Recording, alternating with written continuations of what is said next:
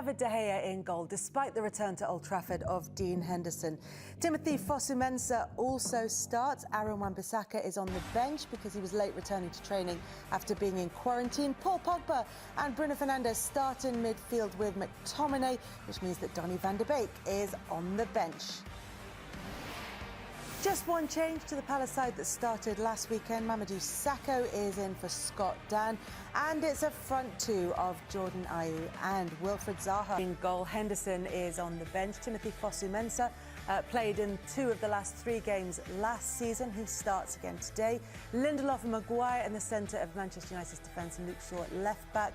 Paul Pogba, Bruno Fernandes and Scott McTominay in midfield. James and Rashford and Martial up front, which means that Mason Greenwood is also on the bench. Let's hear from the Manchester United boss. Ole Gunnar Solskjaer is with Patrick Davison.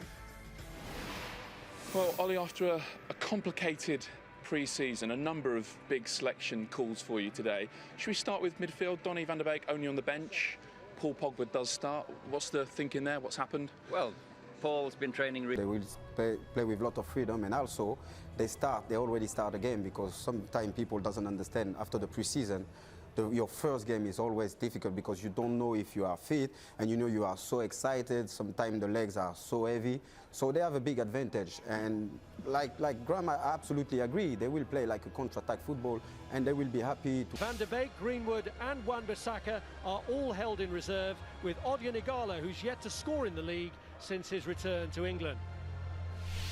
Crystal Palace fell at the first hurdle in both cups last season and are already out of this year's Carabao Cup after Roy Hodgson. Well, good start to this season for Crystal Palace, but things fell away for them a little at the back end of the last campaign, especially away from home. They didn't score away in their last 4 matches on the road, but they gave a great account of themselves here last season with a late winner from Patrick.